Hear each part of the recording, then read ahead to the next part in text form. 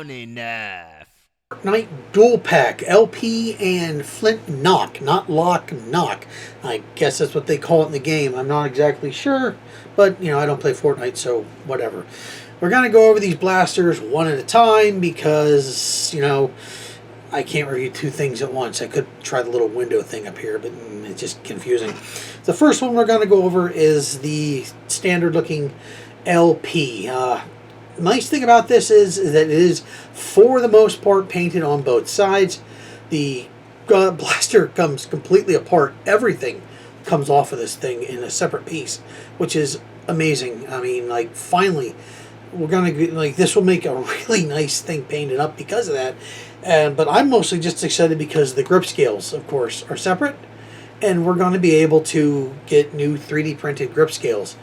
Hopefully, people out there, please make that a reality for your Uncle Clowny. I would love to have some custom grip scales on one of these things. It'd be really cool, even though this is essentially a reshelled Night Finder. I have opened them up, both of the blasters, and there's pictures on my Facebook page, and I'll put a link below in the description so you guys can find them. But that's pretty much what this thing is. It's a Night Finder with a slide return. Slide return. That's just irritating, and I'll tell you why. Because we can't get return slides on a lot of our blasters, and some overpriced, essentially, little blaster from Hasbro in a tool pack that's going to amount to nothing in the grand scheme of everything does that. Thank you so much for that. And speaking of which, performance. First off, barrel lower than it should be. Should be a foul little thing. Faux barrel in the front would be nice, but not going to happen. We do have some dart dinglage hanging out the front there, and it does have some, not a bad pop. I've seen reports of people having problem with dart fit. This one, the dart fit is nice and tight. I have no problem with that. I don't have it popping back out, like that. Some people have. But I'm actually digging this little blaster.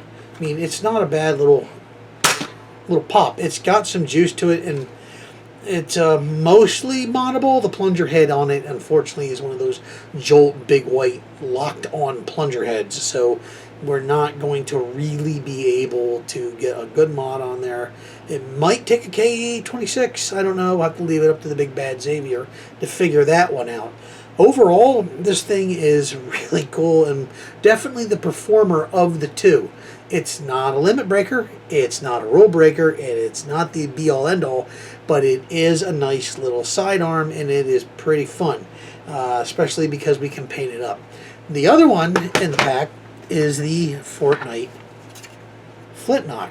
This is pretty much the reason you buy this pack, unless you're looking for performance and it's modern brother. I bought this thing simply because there was no way to get this, and I get a feeling somewhere down the line this is going to be one of those blasters like a lot of the Rebel line that people got, and they were like, oh wow, I remember that blaster. I wish I would have got my hands on it because it's so freaking cool. When these things hit Ollie's shelves, I think they're going to go pretty quick. But we'll get to some of that later. The Flint Knock takes its cues from a flintlock pistol. And which again, once again, it's got a hammer return prime on it, which is bad because it's a cheap little blaster, and they both have the old spinny quality to it. The thing is somewhat uncomfortable with its very hockey stick formation, but it depends on your year of flintlock pistols, I guess you're looking at, because there are some that have this very design. Unlike the LP, it does have a faux barrel dug into it, which is, I don't know why. I mean, they could have done that on both of them. But like I said, this thing is purchasable for its aesthetic. And because of that, the black and the red separate perfectly. They come right off, as well as the little trigger ring here. That comes right off too. It's only painted on one side, of course, and the big logo completely ruins the really cool design that's over here on this side with the ornamentation with that, when it really sucks. I'd love to have it on both sides, but you know, what are you going to do? At least it's not on the hero side because the screws are on this side. It's not the most comfortable, and out of the two of them, honestly, this thing has a big problem with dart fit. That is, it. Although it goes in like all the way, these are pretty loose going down in there, and I'm talking somewhere close to, you know, hot dog in a hallway. This is not going in there. It's just, it's in there, and there's been problem. I've had some issues with it popping out when the trigger comes back up because I can't get it locked, because the hammer is not really conducive to getting up on this thing and getting a prime like this. You have to really get it like with your other hand, and it's good they did that because it's a nice wide thing, so it's obviously that's what you're supposed to do with it, is just slap it like that, which is dumb because it's a single shot. But you'd think that'd be something better on, like, you know, the hammer shot or the trailblazer, but no, they put it on this. So okay, whatever.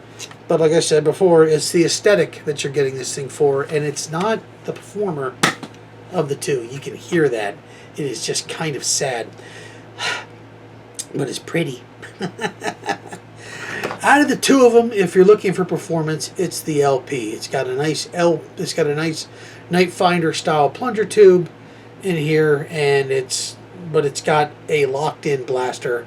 I mean, a locked-in spring plunger head, and it can still be brassed and popped and taken apart. This has a much smaller plunger head and plunger tube, but has the standard O-ring configuration and can be unscrewed and taken off. But it is a really short plunger inside this thing. It's got style. It's got style and aesthetics. It's got function over form. I mean, for $35, I don't think I lost out, because together it's definitely making the blaster batch worth it enough. But I think if they would have combined the two of them together and given us something with both of them being, you know, the pros and cons from one, we could just screw off one and buy the other. I think that would have been a much better choice, instead of getting out $35 and essentially getting two blasters that are kind of meh, which, you know, I don't know, like I said, these things are destined to be ollies. I mean, if you want one, I'm not going to deter you from going out and buying one, because they're obviously, one's decent and the other's fun, which that's what I absolutely love. But unfortunately, I would just wait till they drop a little bit in price, because other than the Fortnite tax, I think Hasbro's got their twisted little thumb in that a little too much for this thing to be a complete seller.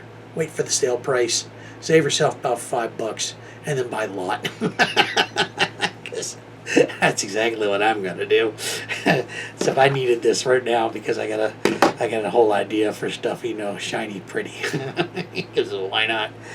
Alright guys, well, if you like my videos, like, share, and subscribe, all that crap, and I'll see you on down the trail, as I said in one of my things. Until next time, guys, it's your Uncle Clownie, and remember, Clownie's watching. Peace.